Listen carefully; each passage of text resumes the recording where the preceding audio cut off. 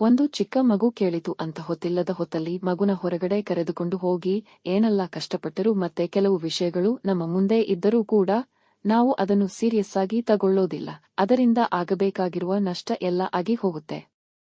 ಆ ಮಗುಗೆ ಏನಾಯ್ತು ಅಂತ ತಡ ಮಾಡದೆ ತಿಳ್ಕೊಳ್ಳೋಣ ಬನ್ನಿ. ನನ್ ಮಗಳಿಗೆ 3 ವರ್ಷ. ನಮ್ಮ ಮನೆಯವರು ನೈಟ್ ಡ್ಯೂಟಿ ಮಾಡ್ತಾರೆ. ಅವತ್ತು ಕೂಡ ನಮ್ಮನೆಯವರು ಊಟ ಮಾಡಿ ನೈಟ್ ಡ್ಯೂಟಿಗೆ ಹೋಗೋಕೆ ರೆಡಿ ಆಗ್ತಿದ್ರು. ಯಾವತ್ತು ಕೇಳ್ದೆ ಇರೋ ನನ್ನ ಮಗಳು ಅವತ್ತು ಅಪ್ಪ ನಂಗೆ ಬೈಕಲ್ಲಿ ಒಂದು ರೌಂಡ್ ಕರ್ಕೊಂಡ್ ಹೋಗು ಅಂತ ಕೇಳಿದ್ಲು. ಅಯ್ಯೋ ಮಗು ಕೇಳ್ತು ಅಂತ ಅವರಪ್ಪ ಕರ್ಕೊಂಡ್ ಹೋದ್ರು. ಹೊರಗಡೆಯಿಂದ ಕರ್ಕೊಂಡು ಬಂದು ಮಗುನ ನನ್ನ ಕೈಯಲ್ಲಿ ಕೊಟ್ಟು ಟೈಮ್ ಆಯ್ತು ಅಂತ ಅರ್ಜೆಂಟಾಗಿ ಕೆಲಸಕ್ಕೆ ಹೊರಟರು. ಯಾವಾಗಲೂ ಮಗು ಹೊರಗಡೆಯಿಂದ ಮನೆಗೆ ಕರ್ಕೊಂಡು ಹೋಗಬೇಕಾದರೆ ಮನೆ ಹೊರಗಡೆನೇ ಕಾಲು ತೊಳೆದು ಕರ್ಕೊಂಡು ಹೋಗ್ತಿದ್ದೆ. ಆದರೆ ಅವತ್ತು ಮಗು ನನಗೆ ತುಂಬಾ ನಿದ್ದೆ ಬಂದಿದೆ ಅಂತ ಹೇಳಿದ್ದಕ್ಕೆ ಒಳಗಡೆ ಹಾಗೆ ಕರ್ಕೊಂಡು ಹೋಗಿ ತೂಗಿಸಿ ಮಲಗಿಸಿದೆ. ಮಗು ಮಲಗಿದೆ ಅಂತ ನಾನು ಸ್ವಲ್ಪ ಹೊತ್ತು ಫೋನ್ ನೋಡ್ತಾ ಇದ್ದೆ. ನನಗೆ ಯಾವಾಗ ನಿದ್ದೆ ಬಂತು ಗೊತ್ತಾಗಿಲ್ಲ. ನಾನ್ ಹಾಗೆ ಮಲ್ಕೊಂಡು ಬಿಟ್ಟೆ. ಏನೇನೋ ಹಾಗೂ ತರ ಫೀಲ್ ಆಗ್ತಿತ್ತು. ಕೈಕಾಲು ಅಲ್ಲಾಡ್ಸಕ್ ಆಗ್ತಿರ್ಲಿಲ್ಲ. ಬಾಯಲ್ಲಿ ಮಾತಾಡಕ್ಕೂ ಕೂಡ ಆಗ್ತಿಲ್ಲ. ಮಗು ಕಡೆ ಕೂಡ ನೋಡಕ್ಕಾಗ್ತಿಲ್ಲ. ನನ್ ಕೈಯಲ್ಲಿ ನಿದ್ದೆ ಮಾಡ್ತಿದ್ದ ಮಗು ಒಂದೇ ಸಮನೆ ಜಗ ಬೀಳ್ತಾ ಇದೆ. ನಿದ್ದೆಯಲ್ಲಿ ಮಗು ಜಗ್ ಬೀಳ್ತಾ ಇರೋದು ನನಗೆ ಗೊತ್ತಾಗ್ತಾ ಇದೆ. ಮಗುನ ನನ್ನತ್ರ ಕರ್ಕೊಳ್ಳೋಣ ಅಂದ್ರೆ ನನ್ನ ಕೈ ಕಾಲು ಅಲ್ಲಾಡ್ಸಕ್ಕಾಗ್ತಿಲ್ಲ. ಮಗುಗೆ ಏನಾಯ್ತು ಅಂತ ಕೇಳೋಕು ಆಗ್ತಿಲ್ಲ. ಸಡನ್ ಆಗಿ ಮಗು ಪಕ್ಕ ಒಂದು ಕಪ್ ಆಕಾರ ಕಾಣಿಸ್ತು. ಅದನ್ನು ನೋಡಿ ನನಗೆ ತುಂಬಾ ಭಯ ಆಯ್ತು. ನನ್ನಿಷ್ಟು ಜೋರಾಗಿ ಕಿರ್ಚಬೇಕು ಅನ್ಕೊಂಡ್ರು ಕಿರ್ಚಕ್ಕಾಗ್ತಿಲ್ಲ. ಮಗುನ ಹತ್ರ ಕರ್ಕೊಳ್ಳೋಣ ಅಂದ್ರು ಕೈ ಎತ್ತಕ್ಕಾಗ್ಲಿಲ್ಲ. ಅವಾಗ್ಲೇ ಆ ಕಪ್ಪು ಆಕಾರ ಒಂದು ನನ್ ಪಕ್ಕ ಬಂದು ಕೂತ್ಕೊಂಡು ನನ್ ಜೊತೆ ಮಾತನಾಡುತ್ತಿದ್ದೆ. ನಿನ್ ಮಗು ತುಂಬಾ ಚೆನ್ನಾಗಿ ಮಾತಾಡುತ್ತೆ, ನೋಡೋಕು ತುಂಬಾ ಸುಂದರವಾಗಿದೆ, ಮುದ್ದು ಮುದ್ದಾಗಿ ಮಾತಾಡುತ್ತೆ. ಅದನ್ನ ನೋಡಿ ನಂಗೆ ತುಂಬಾ ಇಷ್ಟ ಆಯ್ತು. ನಿನ್ ಪಾಪು ನನ್ ಜೊತೆ ಕರ್ಕೊಂಡು ಹೋಗೋಕೆ ಬಂದಿದ್ದೀನಿ. ಅವಾಗ್ಲೇ ನನ್ ಮಗು ನಿದ್ದೆಯಲ್ಲಿ ಅಮ್ಮ ನಾನ್ ಬೇಕಂತೆ, ಅಮ್ಮ ನನ್ ಜೊತೆ ಬಾವಂತ ಇದೆ ಅಮ್ಮ ಅಂತ ಕನ್ವರ್ಸ್ತಾ ಇದ್ದಾಳೆ. ನನ್ ಮಗು ಅದನ್ನು ಕೇಳಿ ನನ್ನ ಜೀವ ಹೊಡೆದಂಗಾಯ್ತು.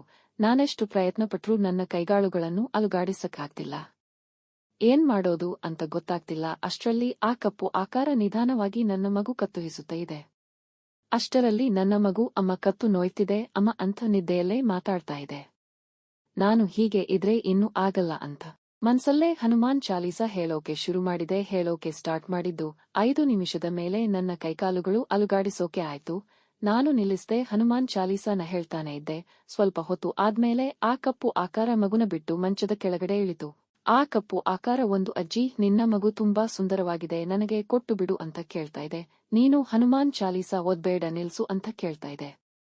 ನಿನ್ನಷ್ಟೇ ನನಗೆ ತುಂಬಾ ಕೋಪ ಬಂದು ಯಾವಳೆ ನೀನು, ನನ್ ಮಗು ಬೇಕಾ ನಿಂಗೆ ಅಂತ ಕೆಟ್ಟ ಮಾತಲ್ಲಿ ಬೈದ ಮೇಲೆ ಅದು ಕಾಣಿಸ್ಲಿಲ್ಲ, ಹೊರಟೋಯ್ತು.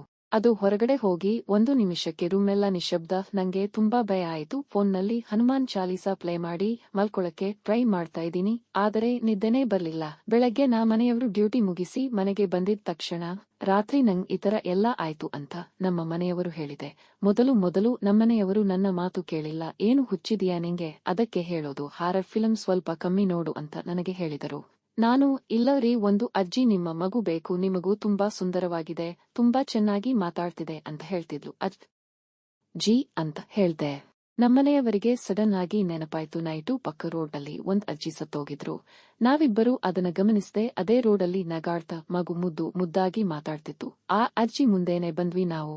ಸರಿ ಆಂಜನೇಯ ದೇವಸ್ಥಾನಕ್ಕೆ ಹೋಗಿ ತೀರ್ಥ ಹಾಕ್ಸಿ ದೇವಸ್ಥಾನದಲ್ಲಿ ಕೊಟ್ಟ ನಿಂಬೆ ಹಣ್ಣೆಲ್ಲ ಮನೆಗ್ ತಂದ್ ಕಟ್ ಮೇಲೆ ಮಗುಗೆ ಏನು ಪ್ರಾಬ್ಲಮ್ ಇಲ್ಲ, ಮಗು ಇವಾಗ ಆರಾಮಾಗಿದೆ.